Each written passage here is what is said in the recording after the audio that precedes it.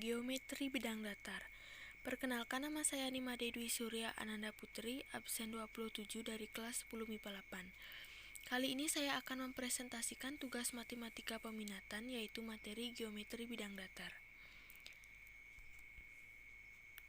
Nah, ini peta konsep dari materi geometri bidang datar dari PowerPoint yang telah saya buat. Pertama, geometri bidang datar. Kemudian dilanjutkan dengan kedudukan titik, garis, dan bidang dalam ruang.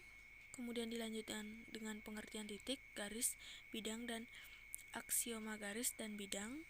Kemudian kedudukan titik terhadap garis dan titik terhadap bidang. Nah, selanjutnya saya akan menjelaskan pengertian titik, garis, bidang, dan aksioma garis dan juga bidang. Pertama, pengertian titik.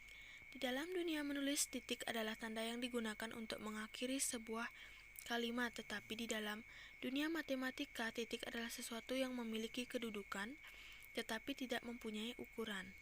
Titik digambarkan dengan tanda noktah dan dibubui dengan huruf kapital. Contohnya sudah ada pada layar. Selanjutnya, pengertian garis. Garis merupakan suatu himpunan titik-titik yang anggotanya terdiri dari lebih satu buah titik, dan titik-titik tersebut berderet ke dua arah yang berlawanan hingga jauh tak terhingga. Contohnya pada pojok kiri, garis G dan garis AB. Selanjutnya, pengertian bidang. Dalam matematika, sebuah bidang adalah permukaan datar dan dua dimensi. Sebuah bidang adalah analog dua dimensi dari titik, garis, dan ruang. Bidang dapat muncul sebagai subruang dari ruang dimensi yang lebih tinggi, misalnya dinding ruangan, atau berdiri sendiri seperti pada geometri Euclides. Contoh bidang yaitu di bawah, seperti gambar di bawah, bidang A dan bidang ABCD. Aksioma Euclides.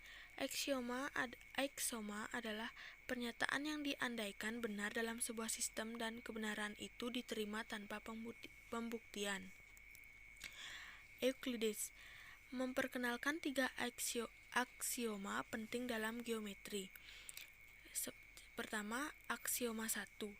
Melalui dua buah titik sembarang atau tidak berimpit hanya dapat dibuat sebuah garis lurus. Aksioma 2. Jika sebuah garis dan sebuah bidang mempunyai dua buah titik persekutuan, maka garis tersebut seluruhnya terletak pada bidang. Aksioma 3. Melalui tiga buah titik sembarang atau tidak pada satu garis, hanya dapat dibuat sebuah bidang. Kemudian, kedudukan titik terhadap garis.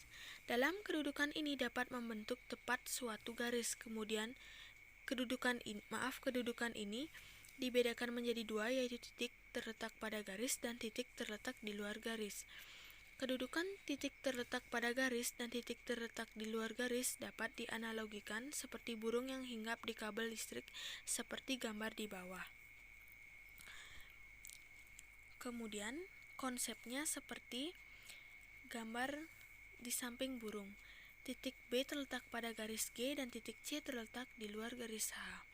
Selanjutnya, kedudukan titik terhadap bidang. Bidang ini merupakan gabungan lebih dari beberapa garis yang saling terhubung. Kedudukan titik terhadap bidang dibedakan menjadi dua, yaitu titik terletak pada bidang dan titik terletak di luar bidang. Contohnya seperti gambar di bawah, yaitu titik di luar bidang dan titik pada bidang. Setelah saya selesai mempresentasikan materi geometri bidang datar, kemudian dilanjutkan dengan contoh soal. Perhatikan gambar kubus ABCD, EFGH di bawah ini. Pertanyaan. Jika garis AB sebagai wakil dari garis G, maka tentukan A titik sudut kubus yang terletak pada garis G, B titik sudut yang berada di luar garis G. Penjelasan dan jawaban dari soal yang saya buat ada di Word yang saya buat. Nah, sekian yang dapat saya sampaikan. Saya ucapkan terima kasih. Dan mohon maaf jika ada salah kata.